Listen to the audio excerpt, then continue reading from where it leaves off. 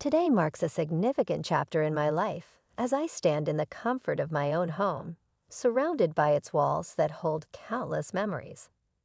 Jack, with a beam of pride illuminating his face, welcomes me with open arms.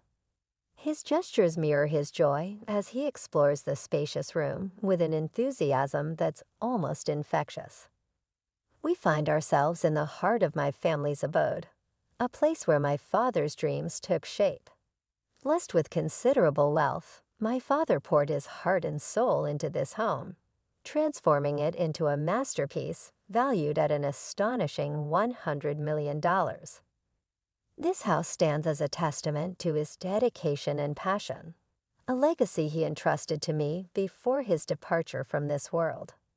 Now, as I navigate through life without him, my husband asserts his claim over this cherished inheritance, suggesting that what was once solely mine should now be recognized as ours. Despite my insistence on its significance to me and me alone, he remains undeterred, armed with a smirk and unwavering confidence. Yet I hold on to proof, evidence that underscores my rightful ownership, documents bearing my name, Sarah, as the sole heir. At 42, my life is intertwined with the digital realm thanks to my role at an online bank. This career path wasn't chosen at random, but was influenced by the values instilled in me by my parents. With their expertise in financial management, they taught me the importance of fiscal responsibility, lessons that have stayed with me into adulthood.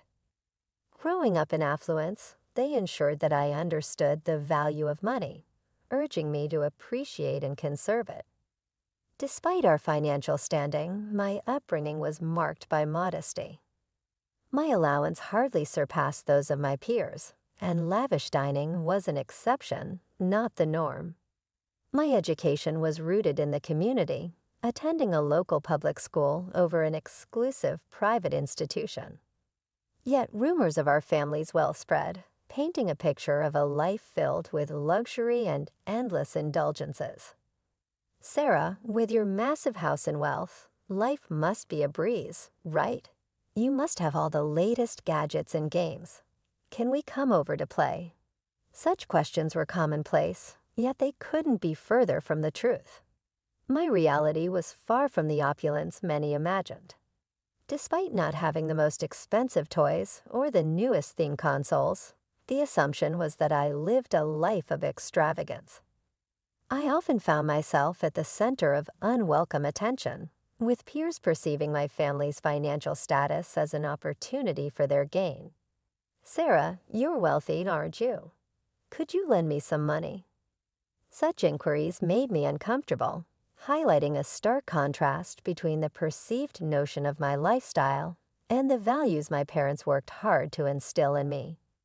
In a twist of fate, I found myself in a tricky situation when I accidentally damaged Maria's gaming console. At the moment, my pockets were empty, and the timing couldn't have been worse. Around the same time, Julie and I had just started our journey as fifth-grade classmates. She questioned whether I had shared this dilemma with my parents, but the fear of their disappointment sealed my lips. "I can't tell them. They might get upset. That's why I'm turning to you, Sarah," she confessed. The thought of saying no weighed heavily on me, fearing it might lead to an uncomfortable atmosphere at school. However, my parents' firm stance on not lending money left me with no choice but to apologize to Julie for my inability to help financially. My refusal left Julie in tears, and it wasn't long before whispers began to spread. Accusations were thrown my way, questioning my reluctance to aid a friend in need, given my family's financial stability.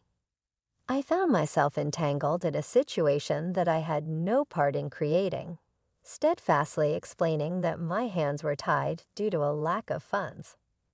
Amidst this, Maria chimed in with a judgment that stung, suggesting that I valued money over friendship.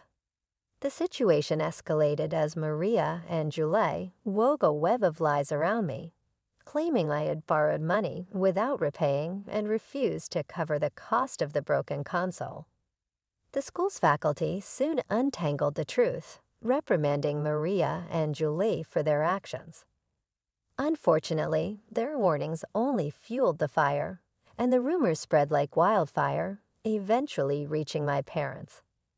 In response, my father took it upon himself to address the matter, leading to a meeting with the involved families.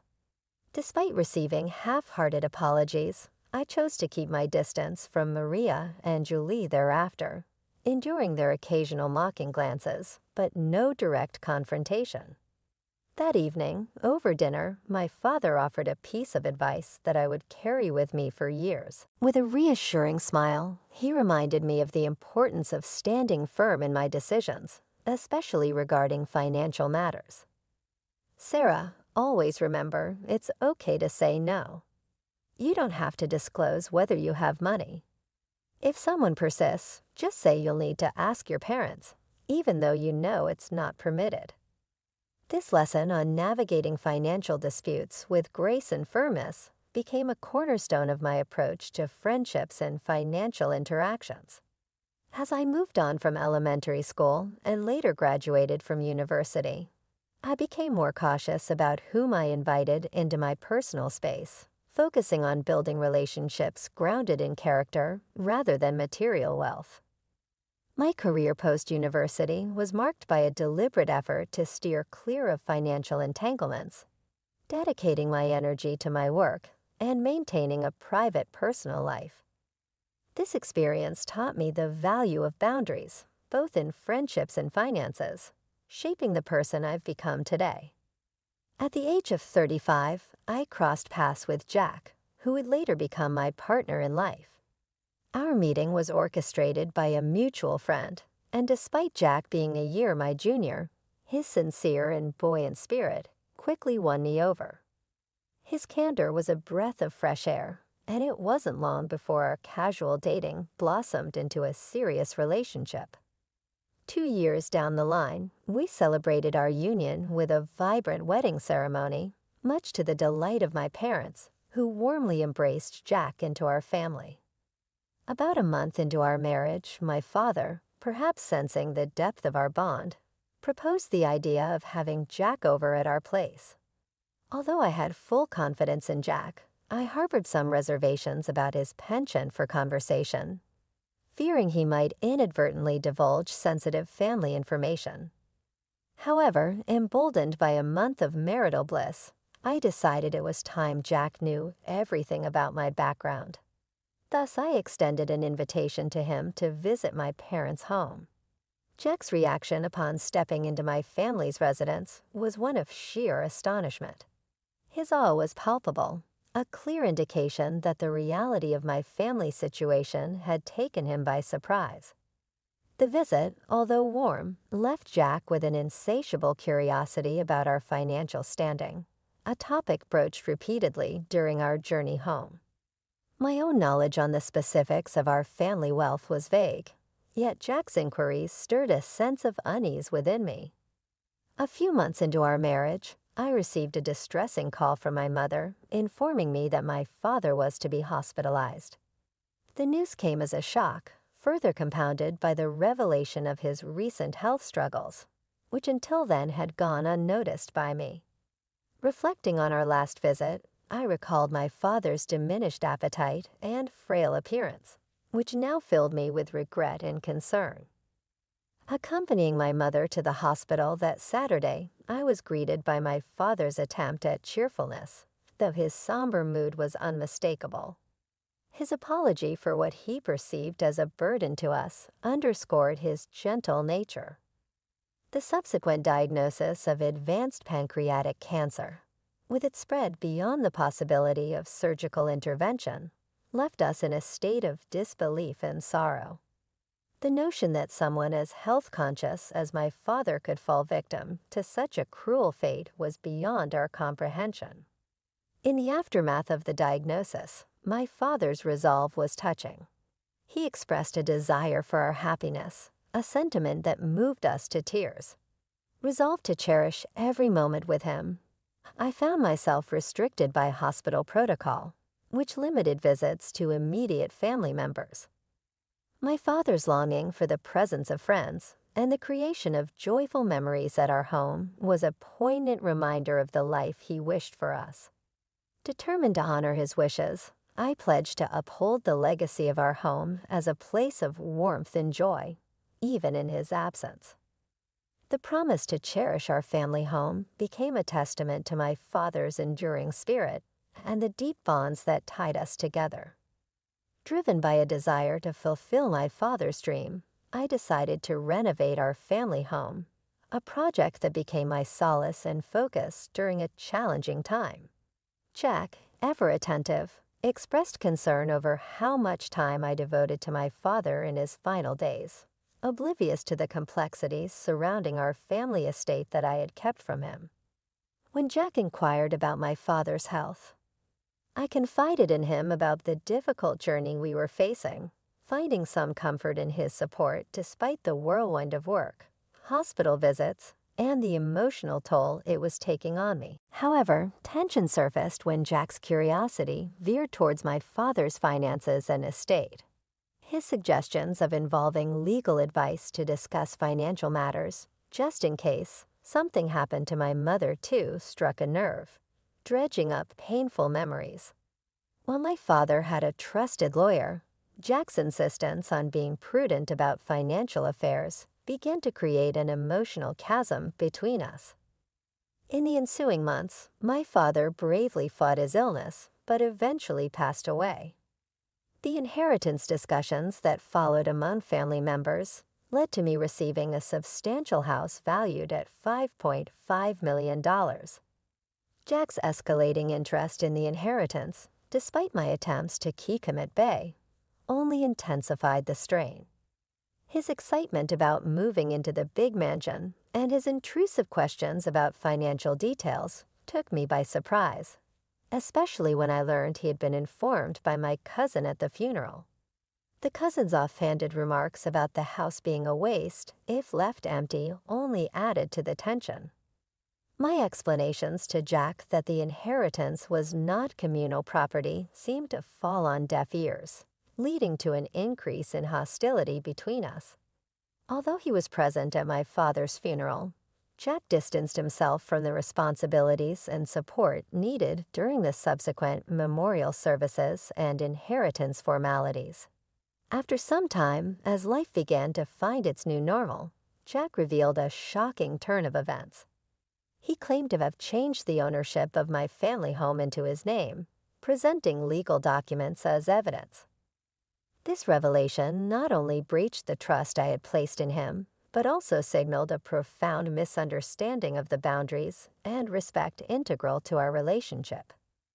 The complexity of navigating inheritance matters had unveiled deeper issues in our marriage, prompting a reevaluation of our values, trust, and the future direction of our partnership. The revelation from Jack left me reeling, struggling to comprehend his actions. He bluntly admitted his fatigue from our relationship, suggesting we could coexist as housemates in the family home, albeit with me receiving minimal financial support. His ultimatum of divorce if I resisted was a jarring twist to our already strained relationship. In a mix of shock and despair, I implored him to reconsider his sudden decision and the unauthorized change in property ownership. Jack disclosed that he had sought legal counsel to facilitate the ownership transfer without my consent. The situation escalated to the point where divorce seemed the only viable resolution. Heartbroken and disoriented, I began to distance myself from the home and life I shared with Jack, attributing his betrayal to the corrupting influence of potential wealth. The following day, Jack's demand for the house keys, claiming ownership of my ancestral home, pushed the situation into further turmoil. His attempts to forcefully enter the property were thwarted by the timely intervention of security personnel. I presented the authentic ownership documents to the guards, firmly establishing my rightful claim to the house and inheritance from my father. Jack, confronted with the undeniable proof of my ownership, was visibly shaken. His misunderstanding stemmed from a supposed legal advisor named Jerry, who had promised to navigate the complexities of inheritance law on his behalf. Entrusting Jerry with a significant sum of $360,000 to alter the property's registration, Jack had fallen victim to a deceitful scheme. In the midst of this confrontation, Jack's emotions surfaced as he repeatedly attempted to contact Jerry, only to be met with silence. His frustration boiled over, denouncing Jerry as a fraudster preying on those blinded by greed. Jack then directed his bitterness towards me, criticizing my expenditure on what he deemed frivolous, questioning my understanding of inheritance registration and associated costs. Despite his attempts to salvage our marriage, suggesting we reconsider the divorce, the breach of trust and the depth of his deception were insurmountable. I requested the security guard to escort him away, closing a painful chapter of my life. In the months that followed, reflection and distance allowed me to process the events, reinforcing the importance of trust and honesty in the foundation of any relationship. The ordeal with Jack, underscored by manipulation and betrayal, served as a poignant lesson in guarding against the allure of wealth at the expense of personal integrity and love. On the solemn occasion of my father's first memorial service, held at our family temple, Jack made an unexpected appearance. Since our divorce, life has not been kind to him. Jobless, entangled in financial woes, and seemingly betrayed by those he once trusted, Jack cut a forlorn figure. His disheveled state spoke volumes of his plight, standing in stark contrast to the respectful solemnity of the day. As he attempted to express his apologies amidst tears, his actions inadvertently shifted the focus away from the memorial, causing a stir among my relatives. Despite his emotional turmoil, I found myself compelled to ask him to leave, a request that ultimately necessitated intervention by security. This incident, happening during such a poignant moment, left me with mixed feelings. Eager to move forward and distance myself from the shadows of our shared past, I decided to relocate from my parents' home, a decision that had been in the works. I settled into a new abode, severing my connections with Jack, who, despite everything, continued to visit the family property, now transformed into a thriving rental villa. My mother and I embarked on this new venture together, managing the villa that blossomed into a vibrant place of joy and respite for many. Jack, on his end, appeared to have embarked on a path of self-improvement, securing a new job and earnestly pursuing a fresh start. The transformation of our family home into a rental villa not only honored my father's vision, but also became a haven for guests from diverse backgrounds. The villa, celebrated for its picturesque setting and expansive garden, quickly grew in popularity, hosting an array of events from intimate weddings to joyous family gatherings. Managing it alongside my mother deepened our bond and immersed us in a fulfilling journey of hospitality and service. In time, the success of the villa enabled us to enhance its offerings, introducing a swimming pool, an inviting outdoor lounge area, and a playful corner for children. Our dedication to creating a welcoming and memorable experience for our guests solidified the villa's status as a premier destination, drawing travelers in search of tranquility and unforgettable moments. This venture not only allowed us to realize my father's dream, but also provided a platform for creating cherished memories, echoing the warmth and hospitality that he had always envisioned for our home. While tending to the garden of our rental villa, a sense of profound satisfaction washed over me. The transformation of our family home into a haven where guests could gather, celebrate, and forge enduring memories filled me with pride. I could almost feel my father's pride in what we had achieved with his vision. This venture had not only turned his dream into reality, but also bestowed upon us financial stability and a newfound independence.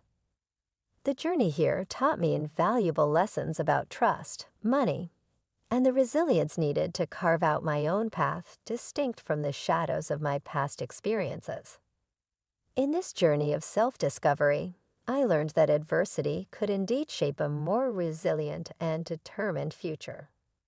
News about Jack reached me through mutual acquaintances, indicating he had managed to steer his life in a positive direction, securing a meaningful job and learning from his previous missteps.